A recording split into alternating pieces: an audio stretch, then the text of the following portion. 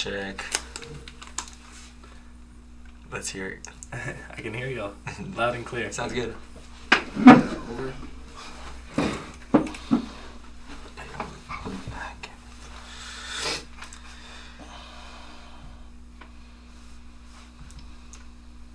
What you got there?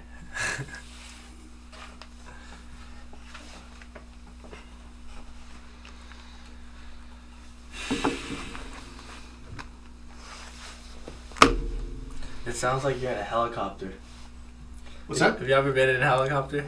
No. It sounds like That's what this. it sounds like. They give you these headphones? Mm-hmm. Oh. You see, I'm claustrophobic, man. So even when putting these on at first, I was like, damn, like I couldn't get used to it because it kind of throws me off. Yeah, I was just like, man. it is a little different. I'm glad it's not earbuds. Yeah, we would have been stuck. We could have done this one. I think that's me.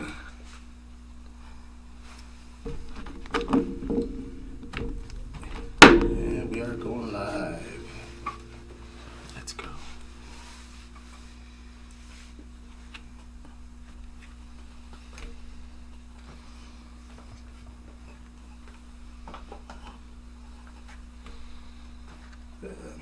Hello, everybody. Spider here, TheFightCardPodcast, coming to you once again from downtown San Antonio. Of course, the studio today, man, I'm invaded by Austin locals. 10 Planet, man. Everybody introduce yourself, gentlemen. My name is Christian Game Day Ammons. Fight out at 10th Planet, Austin, Texas. I'm an MMA fighter under Cody Hofstadter and Andrew Craig. My name is Andrew Carvajal. I am also an MMA fighter out of 10th Planet Austin. Also fighting under Andrew Craig and Cody Hofstadter. And of course, And I'm Cody Hofstadter. I'm the MMA coach at 10th Planet Austin. And lucky to get to coach these two gentlemen. no doubt, man. Now, you guys just got here from Corpus Christi, man. What happened in Corpus yesterday, man, and how did you guys do? They had the 5th installment of the Texas Catch Wrestling Coalition, Catch in the Cage. They do a catch wrestling event where it's kind of like jiu-jitsu, but you can't pull guard and slams are legal, and it's in a cage. And I really like the event. Well, Bubba and Michael and all the guys who are putting it on are great guys. They've been in the local community for a while, but I really like that format to get my MMA fighters ready for their fights, way more so than jiu-jitsu competitions. And it's entertaining. No, for sure, man. I mean, you competed yesterday. Yeah, And of yes, course, I see you bring a title, man. How did your match go, man? It was a good match. I fought an old childhood rival.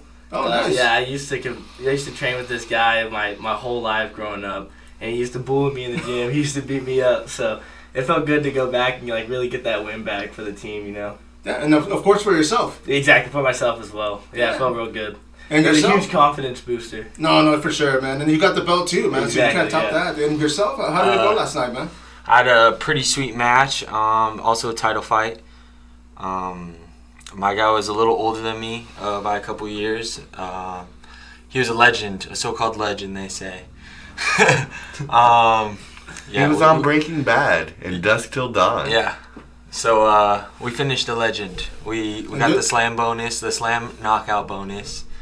I was gonna say I saw that, but I felt it, bro. Like that shit, as soon as he hit, I was like, damn, like I couldn't get up, off my chair.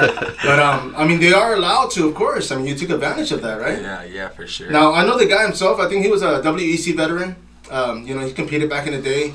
But hopefully he was good after the. Yeah, he was good. He's tough guy, for sure. Came out and partied with us afterwards. Oh, really? Yeah, Okay, cool okay. guy. I was going to say, man, because, I mean, I was just, I mean, with anything as far as competition, man, I always just hope you guys are able to walk on your own and go home, sure. I mean, of course, we have families, we have jobs that we don't want to go to, but we still go to, right? Yeah. Now, as far as 10 Planet, man, I mean, I know, Cody, I've been wanting to bring you in here for a minute.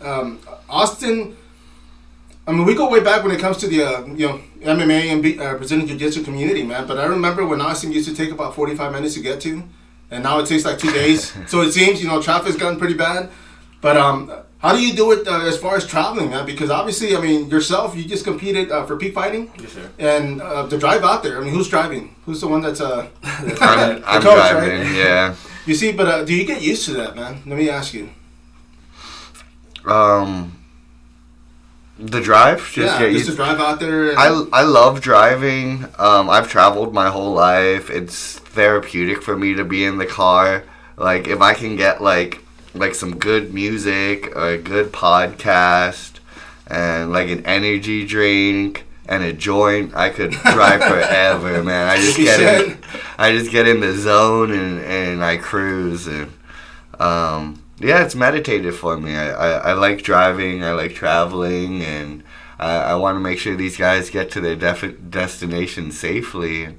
Like, when we were going to Peak, it was like a snowstorm. It was like icing and shit. And, man, I learned how to drive in Montana. So all these Texas drivers were freaking out. And driving in snow is fun, so. Well, you see, and my thing is, I don't worry about the weather as much as I worry the people. Because like you said, I mean, I'm afraid someone's gonna hit me, man. I mean, I'm going the limit. I'm watching. I'm being cautious, but I mean, you get this guy flying in, flying out, and of course, it's just. I mean, when you're going 80 miles an hour, man, it kind of sucks. But let me ask you. I mean, yourself, as far as the titles, man. I mean, of course, you guys represent. 10th Planet Austin. But what's your goal, man? I mean, for yourself, what's your goal as far as the sport, like this year? What are you trying to accomplish? This year, shoot, an MMA title would be the goal, but we want to keep getting reps. I want to keep fighting. I want to get at least, I don't know. I want to say 3, but maybe 4, maybe the 5. Opportunities there, of course. Yeah, right? we'll see. But yeah, get as much experience as I can for sure. No, for sure, and of course, I mean, we talked a little bit earlier. As far as yourself, I mean, you said this is kind of like starting college and you're kind of getting your experience and moving on. Mm-hmm. But I mean, this year, are you planning to compete as much as possible? Yeah, stay super active in multiple sports. I want to stay super active with MMA and a lot of jiu-jitsu competition, a lot of jiu-jitsu super fights, kickboxing fights. I haven't really made a kickboxing debut yet, so I would really love to experience that area in the game. Just a lot of kickboxing fights. Yeah, just this year, stay super active. Compete a lot, because that's how you get good is compete. No, experience, man. I mean, of course. And I mean, the fact that, I mean, Cody, you've been in the game long enough to where, I mean, you look out for the guys, of course. I mean, if something doesn't seem right, then you'll let them know and tell them, hey, we'll pass on this one. Or, I mean, what are your thoughts on that when that happens? Yeah, we do all the shady events. We'll take it. Man, fighting's fighting, and like, I know there's a lot of people from a lot of gyms who are like, oh, I don't want to go to this event or that event. In Texas, we don't have a lot to choose from, and the only way we're going to build the community is if we support what we already have. So whenever I hear of anyone doing anything, like my friend Bubba and his catch wrestling, we've been at all 5 of his 5 events.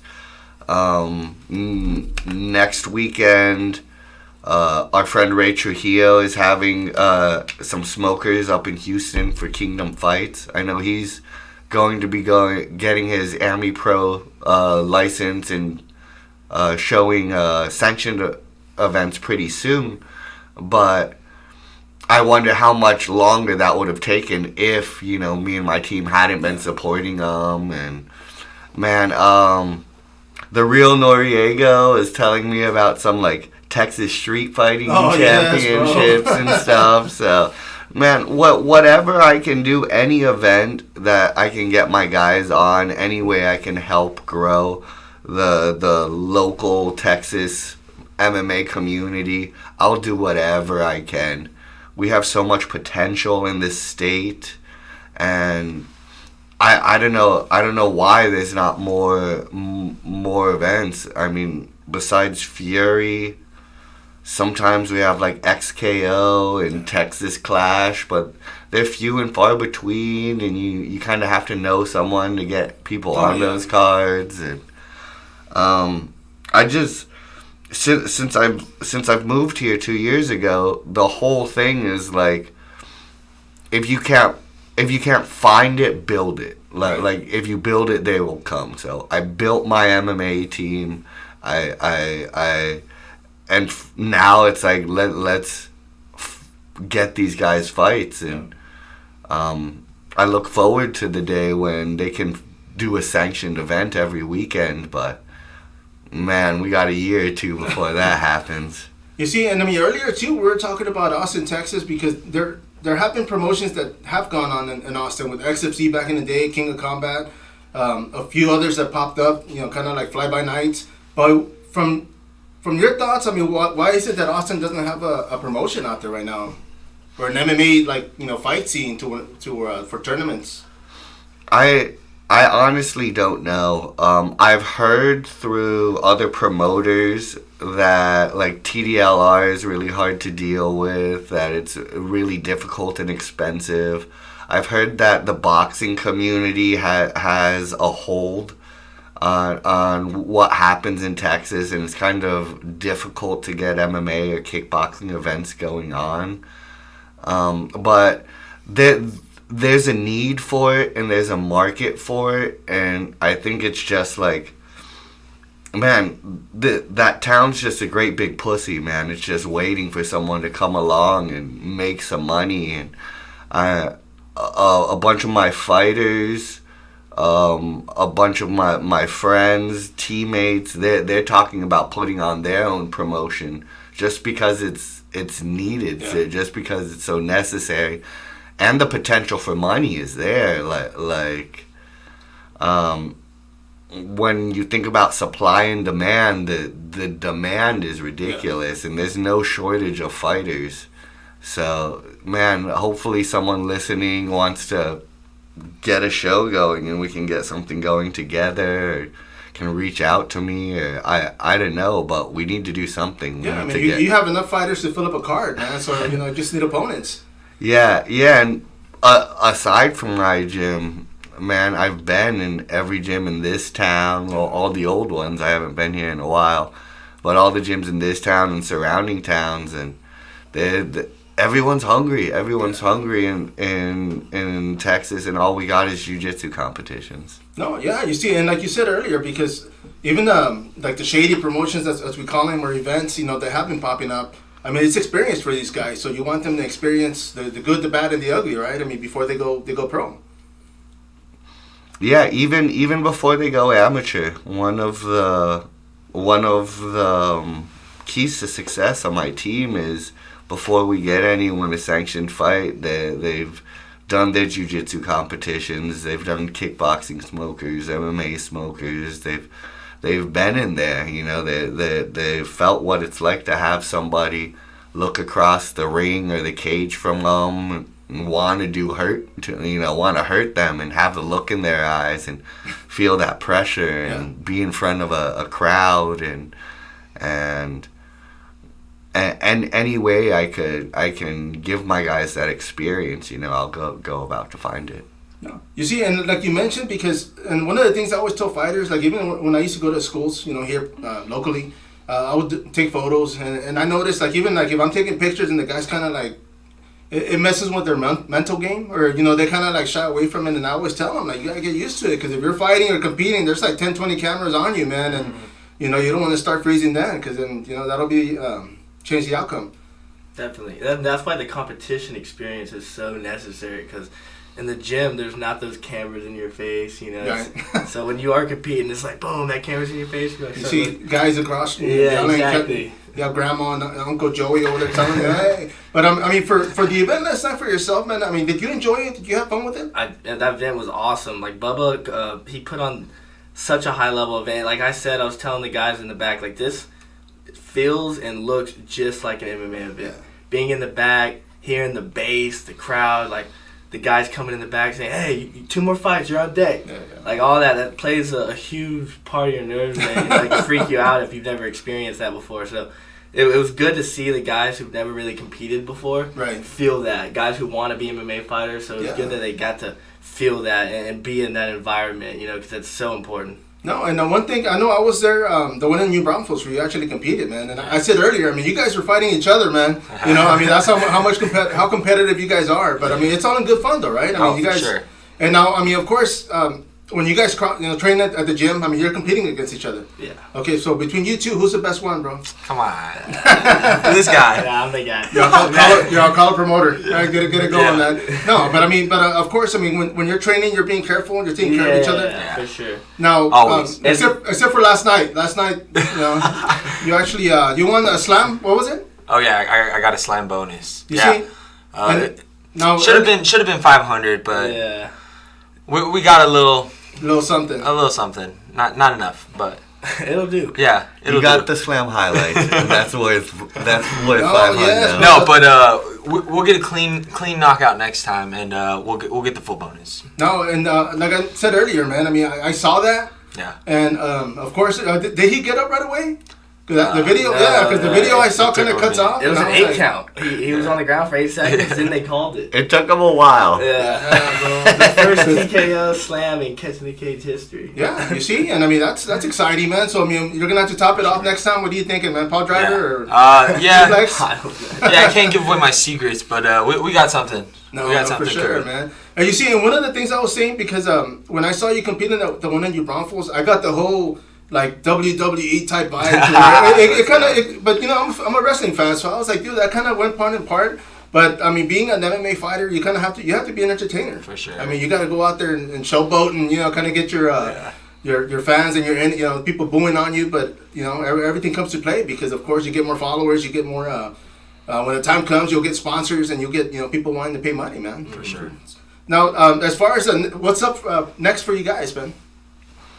Man, we're so busy. I want to keep my athletes as busy as they can. I had competitions and fights the last 2 weekends. I have competitions and fights the next 2 more weekends. Next weekend, Amber Vicious is fighting in kickboxing and XKO. And she's gonna go kill some woman. I would hate to fight her. She's been training like an animal, beating up these guys. And then after that, we have Kingdom Fights in Houston. I think we have 7-8 guys fighting on that card, both MMA and kickboxing. A couple of, I think, 3 or 4 of the guys that are competing in Houston also just competed at this catch event. So nice. Everybody's staying busy. Earlier when you were saying about like going to these competitions, like helps get these guys ready, it helps being in front of cameras and stuff. I encourage them to do these podcasts as well because of how important this part of the business is, and I want these guys to be able to be on a camera and be enthusiastic and show their true colors and what amazing guys they are, how cool and funny and special they are, and so it's cool doing these. It's cool being on here and doing the podcast with you. Appreciate you guys, man. Yeah, thanks for having us. Not a problem, man. And yeah, we're busy. Anything we can do. I know March 2nd through 4th, we're bringing Brandon Gibson and J-Flow down to 10th Planet, and we're gonna have a weekend MMA camp. It's gonna be like 4 days, and Gibson's gonna teach a couple of days, and J-Flow's gonna teach a couple of days. So that'll be one weekend where we don't have fights, but then after that, it's on the road again. Full time. And let me ask you, because I mean, I asked earlier who drives for the most part, but I mean, for a bigger event like that in Houston, are you guys gonna rent a shuttle or everybody just going in their car? We will rent vans for the bigger events. For like for Peak, we got a van. For these smaller events, it's kind of like the gym will only support a certain amount of events per month, and I'm super grateful for the gyms for the gym's support and everything they do to help me, help my guys. But for the smaller events, we just kind of like find a way up there. And we carpool, and everyone on the team's close. We've all basically like slept in beds together and hotel rooms and sauna together and beat the crap out of each other. Yeah. So everyone on the team's pretty close, and no one's too bougie to where they're too good to crowd up a hotel room or anything. So we make it work. No, I mean, by all means, man. Especially, I mean, starting off, even back in the day. I mean, we get a hotel, and it was like 4 people plus a coach. You know, it's like everybody had to squeeze in there, man. But let me ask you, I mean, as far as sponsors, man, do you guys get sponsors for your team? I try to set these guys up from the beginning. I try to make them know, like, hey, fighting's a small part of the fighting business. You were talking about entertainment earlier. And I'm just wait till you see these guys' walkouts coming up, especially the champ over here. We've been plotting. This guy always has good walkouts. But I'm sorry, what was the question? No, as far as sponsors, I mean, are you looking for sponsors? Yeah, do you guys always. have sponsors? I want my fighters to proactively go out and seek their own sponsors. Some are definitely better than others. Game Day's been killing it. Andrew's got a couple. He could definitely use a couple of more. Oh yeah, for sure. I look for sponsors as a coach. I try to find companies to just sponsor my team, and whatever goods or services I can get, I just give to my fighters to help them out. And like I said, the gym helps a lot itself. Curtis and all the guys over at 10th Planet are really facilitating the growth of this team and its athletes. But we're always looking for sponsors. I believe we're the most active team in the state, definitely in South Texas. And I know there's some very accomplished gyms in Houston and in Dallas, but it's my goal to be the best team in Texas. Give me a couple of years, and I'll make that dream into a reality. And I look forward to coaching on the highest levels. I want to coach against mild coaches. I want to be the next big guy in Texas, but I can't do it without these guys, and these guys can't do it without sponsors. So if anyone wants to help these guys, you know, I'd appreciate it. You can reach out to me or them. No, for sure, man. Now, I mentioned earlier too, man. I mean, the fact that you used to live here in San Antonio. You made the move to New Mexico. You were out there for a few years. Who did you get to train with out there? I was at Jackson's. The day that I drove into town, I went straight to Wink's gym and talked to Mike Winklejohn. And I hadn't even had like an apartment or a place to live or a job or anything. But I found his gym at the time. Jackson's was still at the Acoma location. It was the old Jackson's before they got this super facility, and it was invitation only. So I had to kind of like weasel my way into that gym. And when I first moved there, I worked mainly with Wink. I became his right-hand man. I managed his gym. I was getting lots of private lessons from Wink. From there, I started, of course, I started training at Jackson's and meeting all the coaches, working under Greg a lot, working under Joey a lot. My main striking coach was Coach Alex, who's an amazing Muay Thai coach. But, man, Albuquerque is like, it's the martial arts capital of the United States. Like, per capita, there's more gyms there, like, than anywhere else in the United States. And it's comparable to, like, you can't say it's one of the martial arts capital of the world. only because in like China and Korea you have those like taekwondo colleges where like thousands of kids go in a boarding school and all them like forms and shit together. But it was basically like the Harvard of martial arts. Not only was it who was there, but there were constantly people coming in and out. People would come in for a month or two to do their camps, and then they'd leave. I spent a lot of time hanging out with Alistair Overeem. He was one of my favorite fighters growing up, and I remember when he was the Demolition Man in Pride, before he was Horse Meat Ubereem, and man, I learned a lot from him, just chopping it up. I learned a lot from Bones, just hanging out, just being in the presence of greatness. It kind of rubs off on you. And I'm really grateful and thankful for the time I had over there.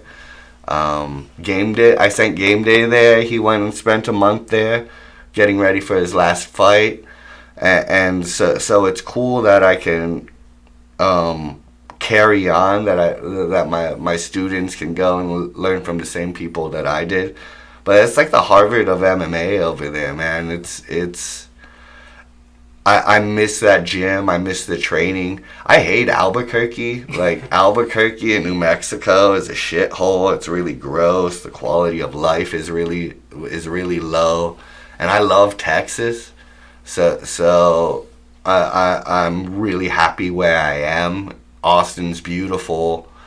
And yeah, I appreciate what I learned and the time I had there, but that season is over, and now it's time to make some moves in Texas, and it's time to bring all the glory back home to Texas. No, for sure, man. I mean, the fact that you're bringing that experience and everything with you, I mean, that's gotta be a good thing, obviously, right? I mean, you brought your like you said, hanging out with Overeem. I mean, training under I'm sure different coaches, right? I mean, you said there's a lot of people I know from Texas that used to go do their camp out there. So I mean, it is a place to be. Because you were in Texas, I mean, before, was it? Did it just make sense for you to move back? So when I was in Albuquerque, I didn't know anyone there. I had never been there before. I didn't have any friends or family there. I basically just like sold my shit and moved there alone. And I didn't know what I was getting into. And man, I should have gone before and checked it out. I probably would have ended up moving somewhere nicer. I would have probably ended up at like American Top Team. I'd be in Florida right now with a tan or something. But yeah, I just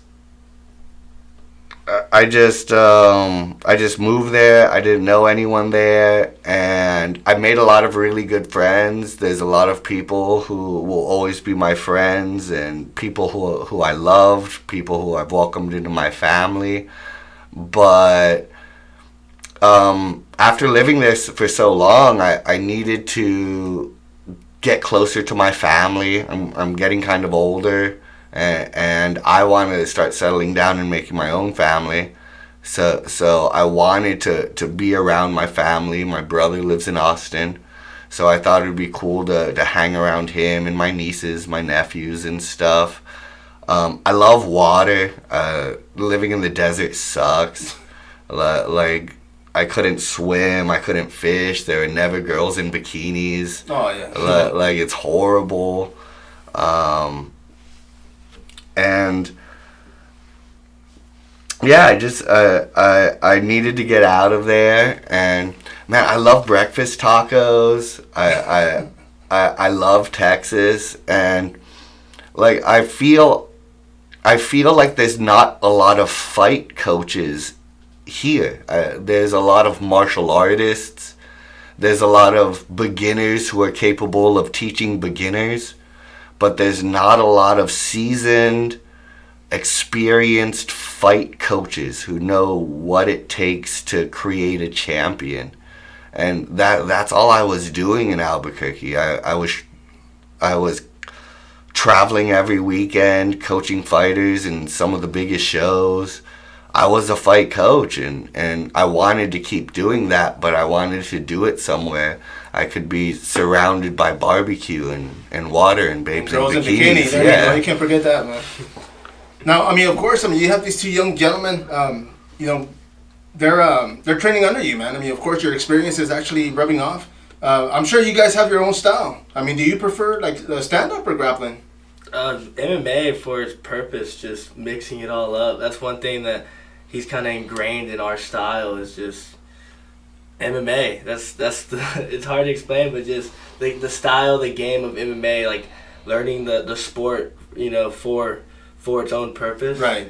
And that's the next level. That's the game changer. That's what guys are trained. Guys train outdated. Guys train kickboxing with big gloves and jiu-jitsu, and they go to their wrestling class, but they throw on some little gloves and they don't know how to mix it up. You know, the takedowns, the wall game, the clinch game, it's all new to them. So that's one thing that he really ingrains in our style. No, I mean, definitely, man. And yourself, I mean, would you consider you same thing? Yeah, that's what we learn every day. So I'd say the same. Now, when it comes to a fight, obviously, because you're coming off a win at Peak Fighting, that was full contact. I mean, you were obviously in mixed martial arts. When it comes to something like Texas Catch Wrestling, what changes? I mean, of course, you can't strike, but I mean, do you yourself say, okay, I can't hit the guy? I mean, you have a good spot, and you're thinking, damn, I could elbow him. That's what we were just talking about earlier. It was like I was telling Cody, I was like, I still have butterflies for that event. Like, I don't get it. Like, I just had a full contact MMA fight, and it's like you said, it's the cameras, the competition. Like, you need to experience that, and the more times you experience that, the easier it gets. So, and you can even lose it too. You can compete 100 times, but you take like a couple years off and you come back, the same jitters will come back. That same like, oh, you know what I'm saying? So you see the bright lights. Yeah. Like, damn, look at deer. Exactly. Now, last night, like you said, you enjoyed it, right? It was a good. That was your first time competing for that platform? Yeah, for Texas Cage. Yeah, I was supposed to do their last two events, but I think I had an MMA fight around the same weekend, so it never really worked out. But yeah, this was my first time competing. And what are you thinking, man? Going back? Yeah, definitely. I'm going to defend my belt. They offered me a guy already, this Sambo guy at 135, so maybe we'll was he there? No, he wasn't. Oh, okay. I think he's like the regional champion for... Oh, okay. He's like one of their other champions in a different area, so I think we're just going to combine and see who's the real guy. And something like that, I mean, how would that do in Austin, man, if they were to take it out there? I know that's been to Pflugerville before. I think their first and their second one was, and I know they're talking about bringing it back. Sometimes we have events at 10th Planet. We have a very spacious facility. Almost as spacious as this facility. I gotta go check it out, man. Definitely. Yeah, come through. You're always welcome. Come train with us. And anyone who's listening, you're always welcome. Anyone can train with us. We put people over patches, and we don't believe in flags. We're like the Borg. Anyone can join, and we'll take and we'll assimilate them. But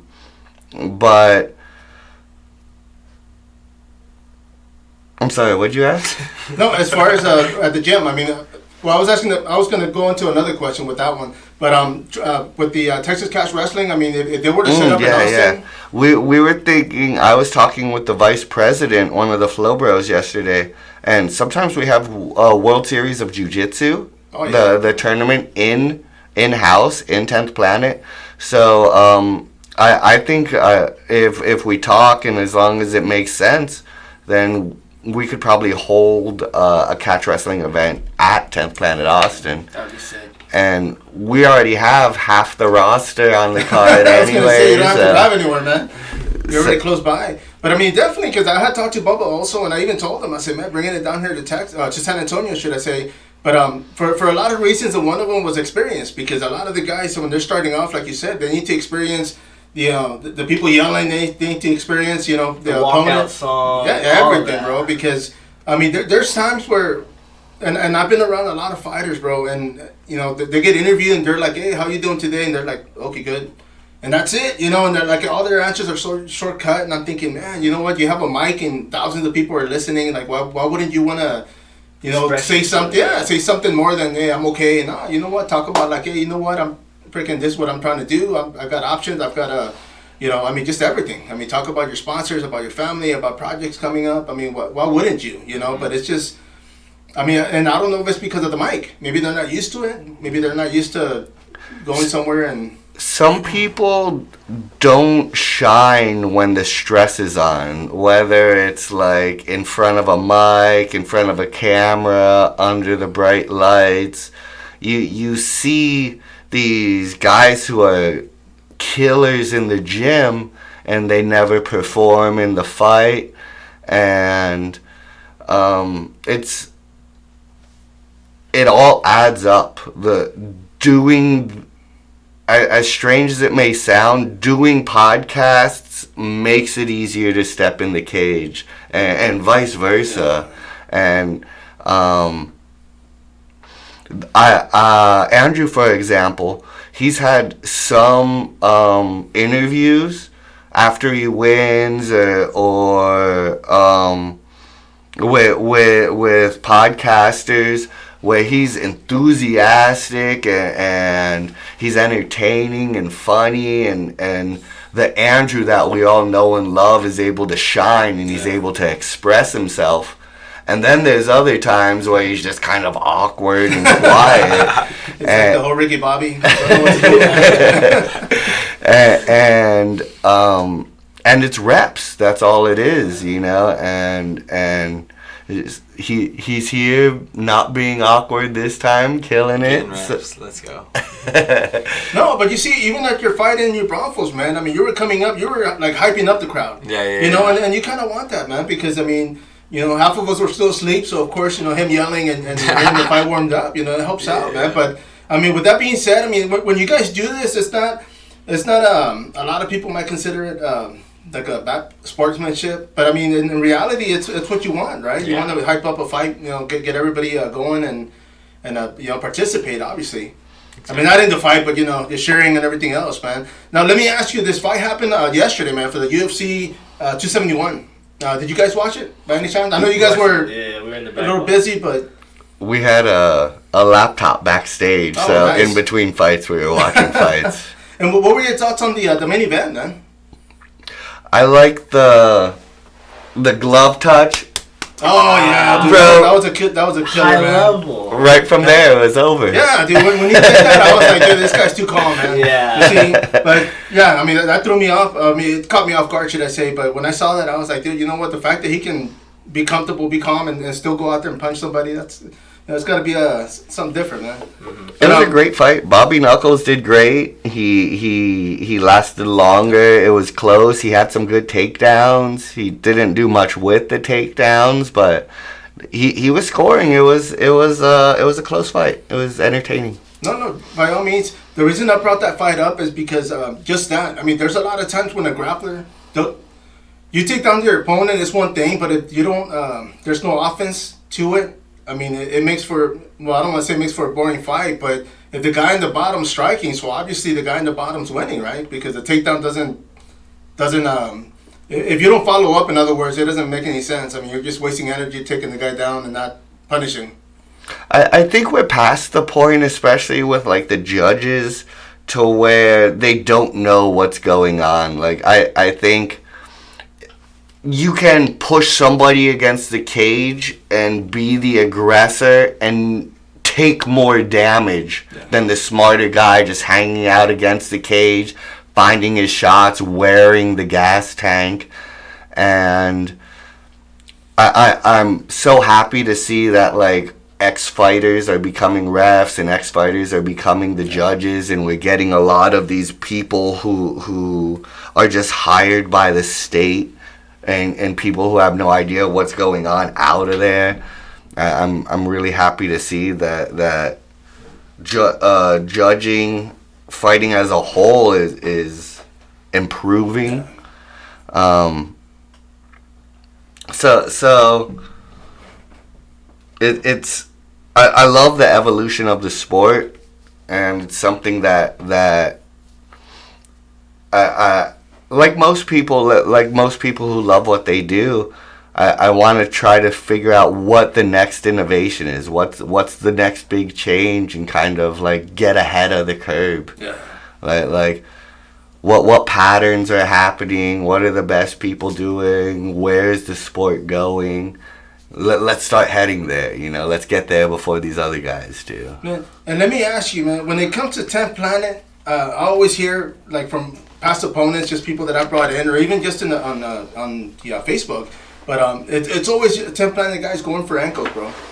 And my mindset, I'm thinking, okay, well, if I know this guy's going for my ankle, does it make it hard? I mean, do you think it makes it harder for me as a competitor to kind of put more offense, because now I'm more worried, like, this guy's going to go for my ankle, and I'm, I mean, well, what is it about everybody losing to you guys, in other words? I mean, that's just... Well, yes, for sure. To answer your question, if you're afraid of or if you're hesitant of what your opponent brings to the table, you're not focused on what you're bringing to the table. Right. You're not focused on your game. You're reactive instead of proactive, and you're gonna lose the fight. You're fucked from the beginning. You're going in there with the wrong mindset. So,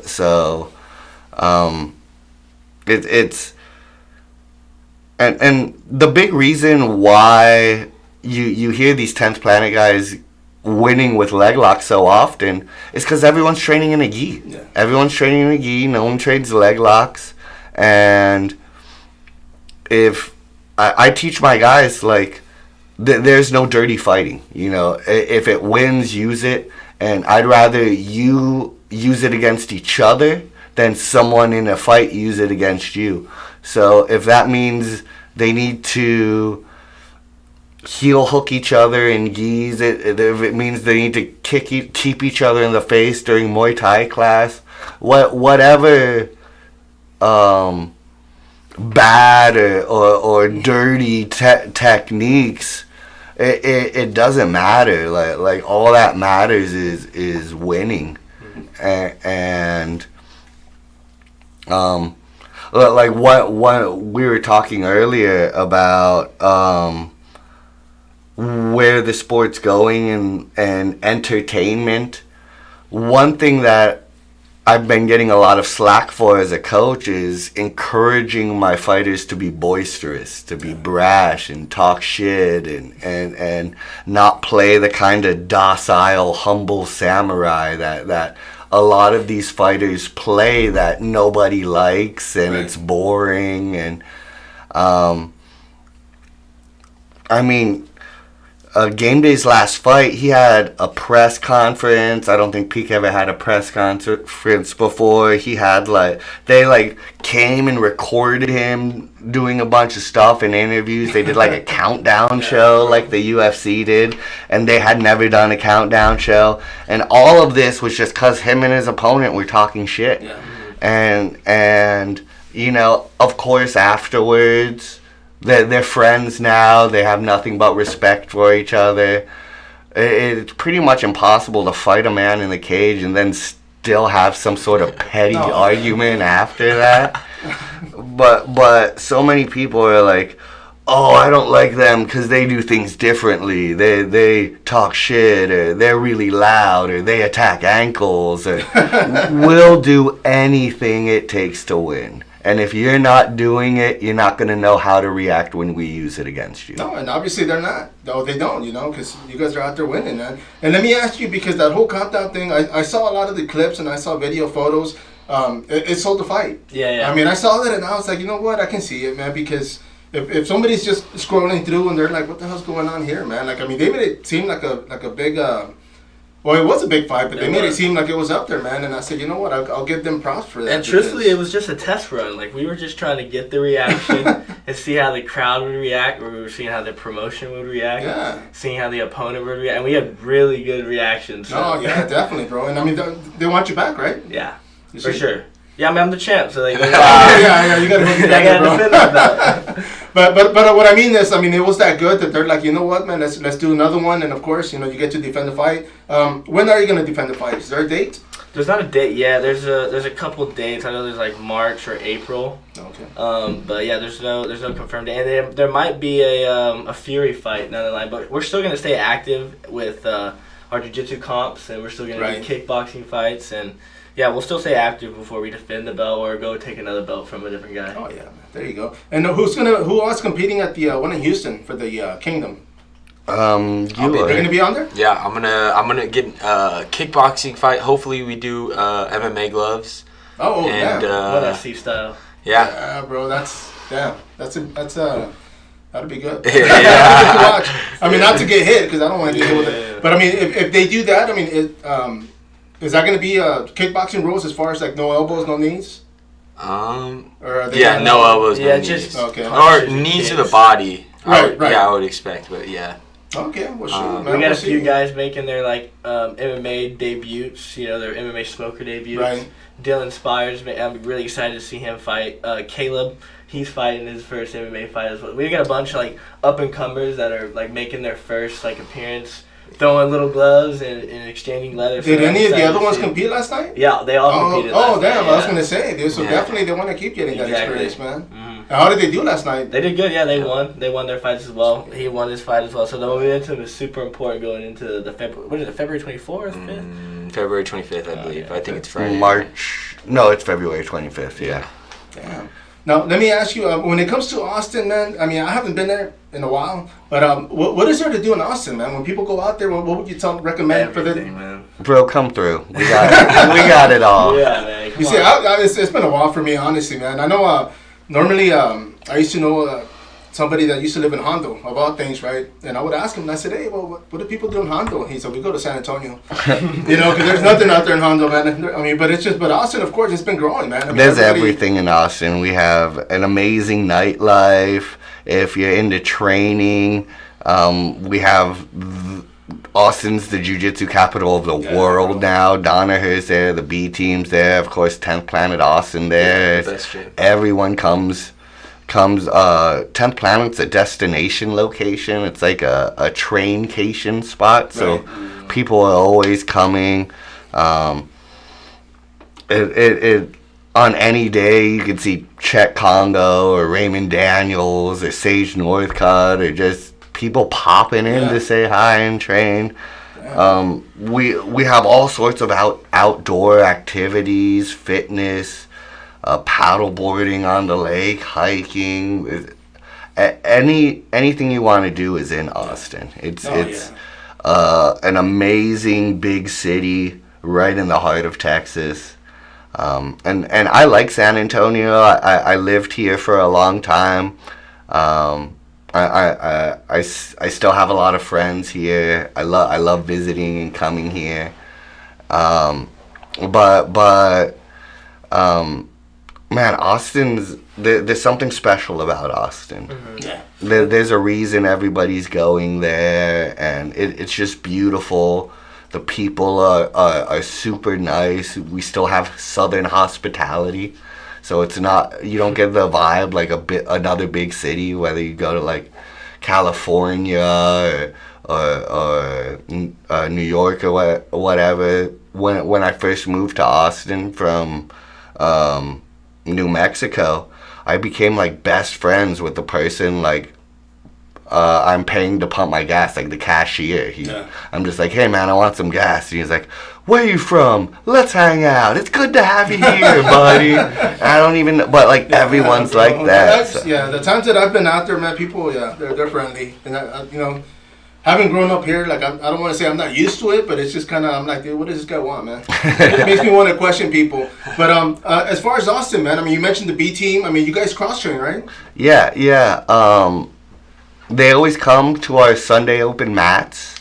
So, and it's cool because there's not really rivalry. Everyone gets along. Everyone, as far as like the people who come and train at our gym, and whenever I go and cross train at anybody else's gym, it's a good collection of people just wanting to train, people just wanting to get better. And I'm really happy to see this kind of scarcity mindset. You can only train at this gym, that old school way. I'm glad to be seeing that getting phased out. Right. I think it's dumb. I think it's outdated.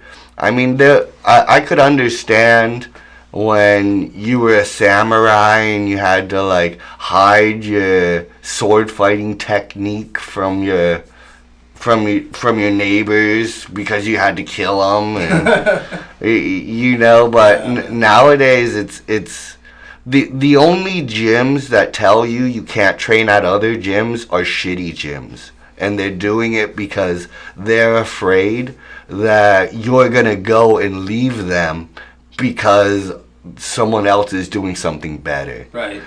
And I encourage all my guys to train at any gym, to go anywhere, to learn anything they can. Because I know at the end of the day, I got the best sauce and they're coming home. So I want them to go out. I want them to go experience other things. And if there's someone doing something better, I want them to bring it back to the gym and tell me, and let's change. Let's start doing that way. But oh, definitely, man. You see, and I always tell people, because when I started here in San Antonio, man, I was with Mike Rangel. Now, this was like in 2000.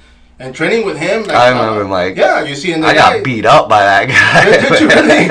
And well, I got beat up every day by him, bro. Believe me, he trained hard. Yeah, dude, he was a brute, man. And I told people, but with him, I would tell him like, hey, Mike, I wanna go try this place out, and he'd be like, go ahead.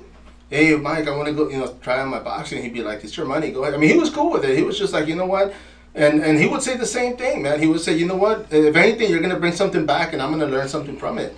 And it made sense, dude, because I remember back in the day when, I don't know if you guys ever heard of VHS tapes, but a buddy of mine, he was like, it's a garage days, what we called it, right? He's like, hey, man, I got this Abu Dhabi tryouts, it's like the first one, and he was like, dude, check it out. I got it on recorded.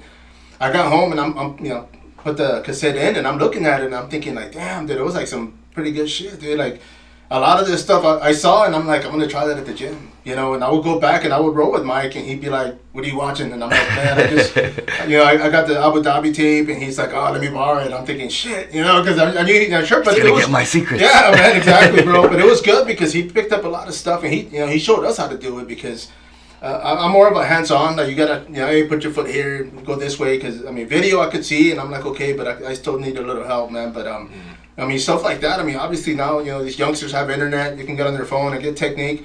Being in Austin, man, have you guys cross-trained with other gyms as far as, like, different styles? Yeah, sure. I have. I've cross-trained at Black Sheep MMA. Yeah, they just doing their sparring, their community sparring. They're a good group of guys over there. What a Fight Factory, do some sparring with Cody Steele and his guys over there. But Austin is just one big community, man. Austin versus the world. We all use each other. We all have resources, and we all take it to the fights. And we've all been really successful so far. No, obviously it shows, man, because you guys are out there showcasing skills that you're picking up everywhere, of course, from your coach and everywhere else. And yourself, what else have you cross-trained? Yeah, just Black Sheep for me, but I look forward to cross-training at other gyms as well. By all means, bro. For sure. And of course, we are here in San Antonio, man.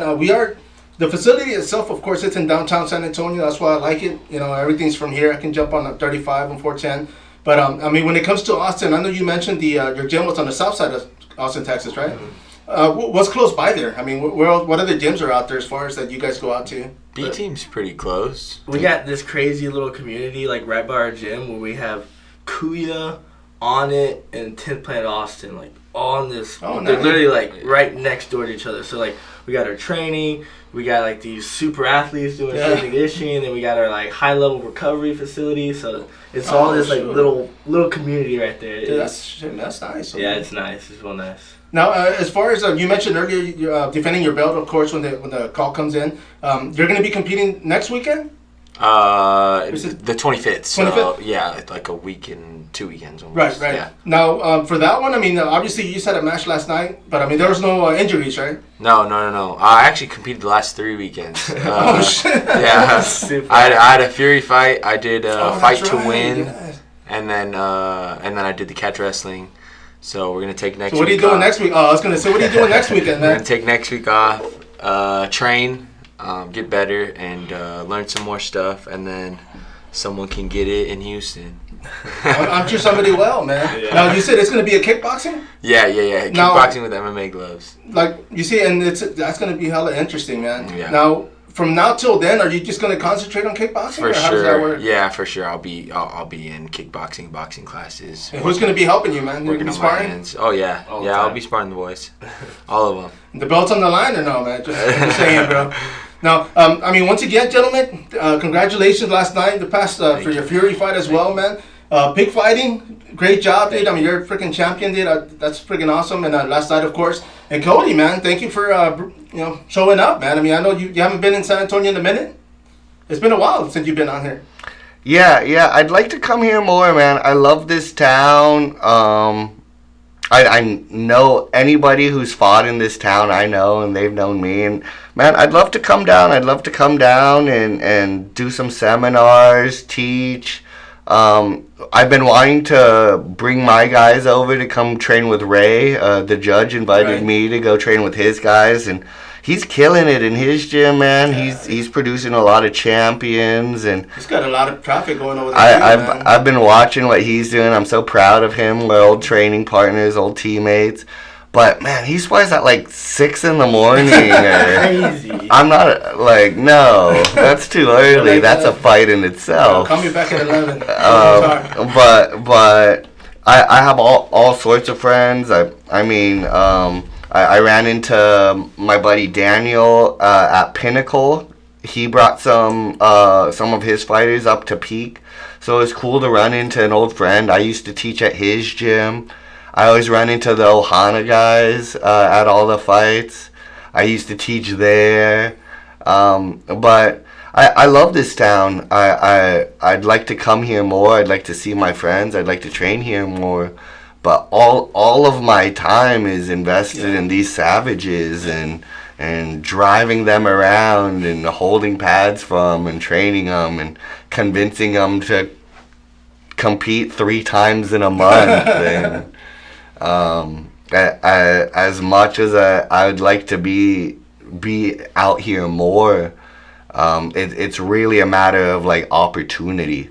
If I could get the right opportunity, if I could come down here for a good group training session, teach some seminars, attend some seminars if anybody's giving or hosting any big shows. I know that Charles Johnson just opened a gym here. I've been a fan of TJ, and for years I remember when he won the Tiger Muay Thai tryouts. I haven't got to train with him yet, so there's things that I want to do in San Antonio that I haven't got to do. But I love this town, so anyone ever wants to have me or any of my guys come down and train or host a seminar, or if any gym owners bringing somebody big, please reach out to me and I'll show up, and if I can, I'll bring a bunch of guys. I'm a big fan of seminars, and I'm a big fan of learning from everyone, and so just waiting for opportunities to come back here. I'd love the opportunity to have my guys fight in San Antonio. I know Fury's having a card here in a couple of months, but you'll see me. They won't keep me out of this town for long. No, and one of the things that I like that you said earlier, man, is the fact that you actually attend seminars. You attend, you reach out to these promotions, and you're actually involved, man. Because, like you said, if we don't participate, then how are we supposed to get bigger? It can't happen without us, because obviously, these guys need a platform. I mean, you're coaching, fighters, so they need a platform.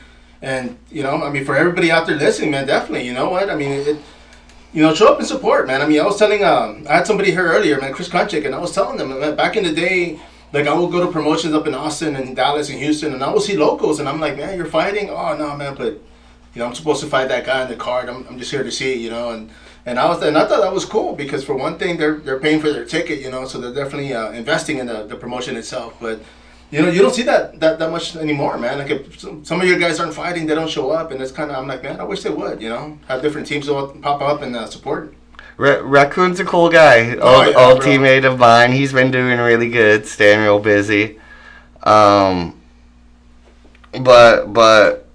man, for sure, you gotta these guys have to stay busy.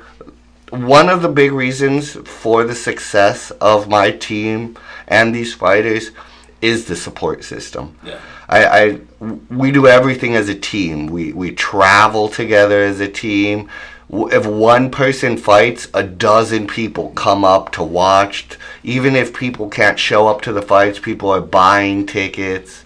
The way these guys celebrate and support each other, it's very inspiring, and I love it. I love it as a coach, and I love it as a person to see people gas each other up and support each other. And we need more of that. There's too many people living like crabs, and there's too many people, who think if you have your dream, I can't get my dream, and we can. There's enough for all of us. There's plenty for all.